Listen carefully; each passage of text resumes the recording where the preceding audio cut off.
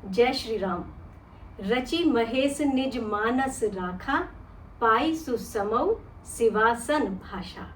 ताते रामचरित मानस बर, धरऊ नाम हिय हेरि हर्षि हर। यहाँ पर तुलसीदास जी जो है वो भगवान शिव के बारे में बताते हुए कहते हैं कि श्री महादेव जी ने इसको रचकर अपने मन में रखा हुआ था। किसे रचा था?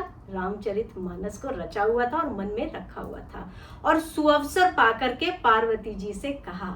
इसी से शिव जी ने इसको अपने हृदय में देखकर और प्रसन्न होकर इसका सुंदर नाम रामचरित मानस रखा था। हम जो यहाँ बात कर रहे हैं, आपका अनुमान बिल्कुल सही है, रामचरित मानस की कर रहे हैं। एक साधारण भाषा में अक्सर हम कह देते हैं कि हमारे घर में अखंड रामायण का पाठ है या मंदिर में अखंड रामायण के पाठ का आयोजन किया जा रहा है, लेकिन जो ये अखंड रामायण का पाठ हम करते हैं वो करते हैं रामचरित मानस जी का, जो कि भगवान श्री राम का वाङ्मय स्वरूप ही माना जाता है। अब बात करते हैं कि महादेव जी ने जब इसको मन में रख रखा था तो एक और बात यहाँ पर है ध्यान देने वाली कि सुअवसर आने पर ही माता पार्वती से कहा था। यानी ऐसे ही कहीं पर बैठ करके किसी को राम कथा या रामचरितमानस सुनानी शुरू नहीं कर देनी चाहिए। दूसरे व्यक्ति को जिसको आप बताने जा रहे हैं उस श्रोता की पात्रता देखनी बहुत जरूरी होती है। अब बात करते हैं, अक्सर मैंने देखा है लोग मुझसे कहते हैं आरती जी रामचरितमानस का पाठ नहीं हो पाएगा क्योंकि वो संस्कृत में है। संस्कृत में थोड़ा सा है, कहीं कहीं स्तोत्र आते हैं, लेकिन मूल रूप से जो रामचरितमानस है वो अवधी भाषा में है। और उसकी प्रेरणा किसने दी? तुलसीदास जी को, फिर से महादेव जी ने। जब तुलसीदास जी ने राम की कथा को लिखना प्रारंभ किया था तो उन्होंने संस्कृत में किया था। सुबह लिखते ताड़ के पत्र पे और रात में वही जो लिखा होता था वो मिट जाता था।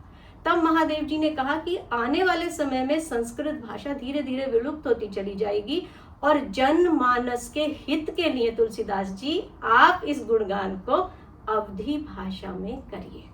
और हम और आप इसी कारण से इसे बहुत अच्छे से समझ पाते हैं।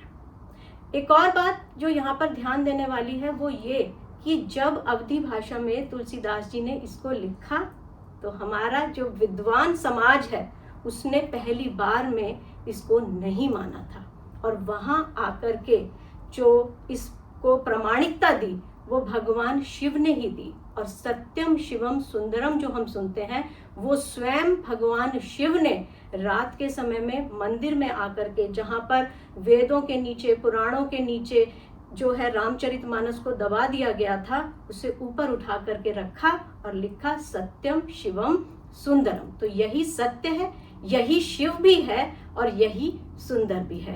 तो अगली बार जब कभी भी आप रामचरितमानस को उठाएं तो दो बातें ध्यान में रखिएगा। सबसे पहली कि ये प्रभु का स्वरूप है तो इसको सम्मान दें। दूसरा, जब कभी भी भगवान राम की बात करें तो दूसरे के अंदर पात्रता जरूर देखें।